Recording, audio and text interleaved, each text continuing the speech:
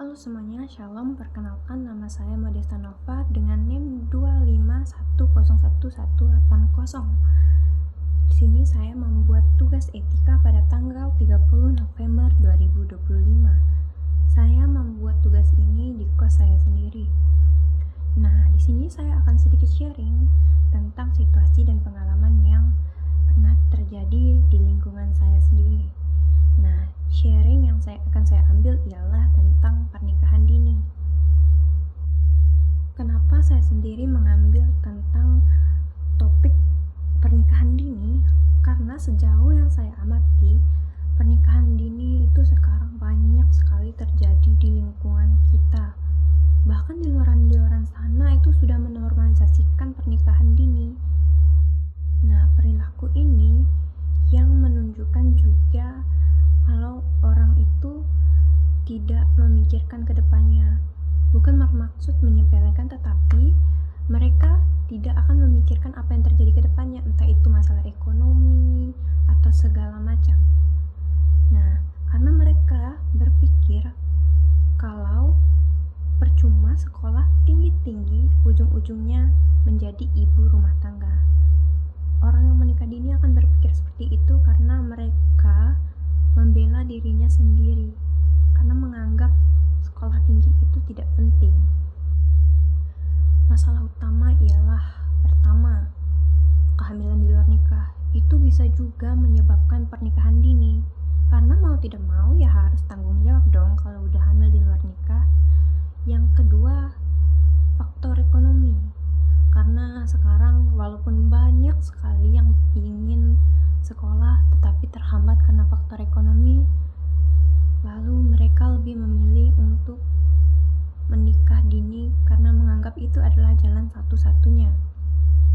Yang kedua, karena pergaulan. Nah, ini yang paling utama karena pergaulan itu, apalagi pergaulan bebas, lingkungannya itu dia tidak baik, jadi dia akan terpengaruh untuk menikah dini, seperti melakukan hal-hal yang di luar nalar. Nah, tadi kita sudah membahas masalah utamanya. Sekarang kita akan membahas nilai yang dilanggar. Nah, ini yang pertama adalah tanggung jawab. Tanggung jawab pada diri sendiri. Mengapa saya bilang tanggung jawab pada diri sendiri? Karena kalau kita lepas dari tanggung jawab diri sendiri, kita akan tidak memikirkan yang namanya keselamatan kita sendiri. Terus kita tidak akan bisa memikirkan untuk apa yang akan terjadi ke depannya. Nah, jadi setelah kita ngomong dari tadi, pasti kalian harus tahu dong penyebab utamanya karena apa. Yaps, itu kelalaian dari diri kita sendiri karena kita belum pandai dalam mengatur emosi kita. Makanya kita lebih memilih menikah dini. Nah, lalu kesimpulan yang dapat kita ambil dari video tadi adalah dengan cara memiliki kepribadian yang matang. Kenapa saya bilang kepribadian yang matang? Karena tanpa kita memiliki kepribadian yang matang, berpikir yang luas, maka pikiran kita akan stop di situ saja, akan sampai di situ-situ saja tanpa memikirkan untuk kedepannya atau yang memikirkan dampak lain dari sikap kita.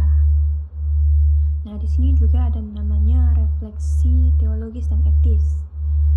Dari kasus ini mengajarkan kita tentang betapa pentingnya pemikiran yang luas, membangun relasi yang sebanyak-banyaknya. Jangan karena pasangan kita, jadi kita itu untuk membangun satu relasi itu kita terhambat. Jadi kita itu harus membangun relasi agar kita tidak berada di lingkungan itu saja. Lalu perlunya pemikiran, sikap, dan sifat yang matang untuk menghadapi berbagai masalah yang akan terjadi ke depannya. Jadi kita itu sudah menyiapkan diri kita sendiri.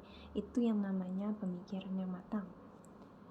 Lalu, nah di sisi lain juga ada pertanyaan tentang kasus ini. Bagaimana cara kita menangani orang yang ingin menikah dini? Nah, yang harus kita lakukan ialah memberikan contoh yang baik, tidak hanya menasehatinya, karena kalau kita bertingkahnya aneh juga pasti dia ikut kan. Maka dari itu kita harus memaparkan sifat atau sikap kita yang baik kepada dia, mengajak dia bergaul ke lingkungan yang lebih baik lagi dari yang dulu-dulu, dari yang pernah dia lakukan. Jadi itu adalah solusi untuk mengatasi pernikahan dini. Kita juga harus memilih lingkungan yang bagus agar dia tidak terpikirkan untuk menikah dini itu lebih baik daripada yang lainnya. Lalu di sini saya ada refleksi iman. Nah, refleksi iman selaku calon katekis, guru agama Katolik, kita pasti dipanggil untuk menjadi orang yang memaparkan yang baik, menjadi agen pewartaan. Nah, kita harus bisa mengubah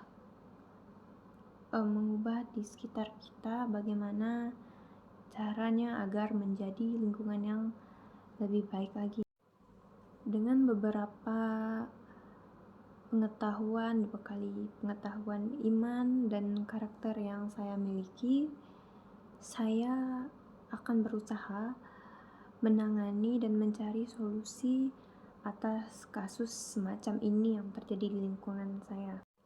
Tindakan nyata yang dapat saya lakukan ialah dengan cara menasehatinya, membawa dia atau merangkul dia ke sisi yang lebih positif lagi agar dia menjauhkan sisi negatifnya. Karena kalau kita sekedar menasehatinya secara tutur kata saja, dia tidak akan berubah karena dia menganggap kalau itu hanya omongan semata. Dia tidak akan menganggap kalau itu adalah hal yang penting.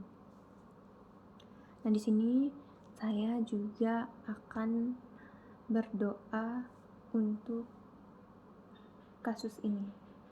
Marilah kita mengangkat tanda kemenangan kita dalam nama Bapa, Putra, dan Roh Kudus. Amin.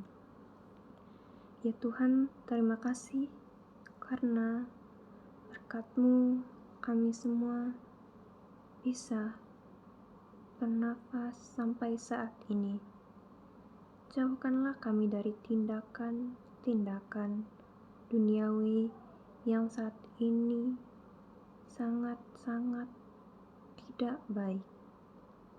Ya Tuhan, kiranya Engkau mencurahkan kasih-Mu agar kami jauh dari segala mara bahaya atau hal yang tidak kami inginkan. Doa yang tidak sempurna ini hamba serahkan ke dalam tangan-Mu demi Kristus Tuhan dan pengantara kami. Amin. Putra Kudus. Amin. Sekian dari saya, refleksi dari saya. Semoga bermanfaat. Bye-bye.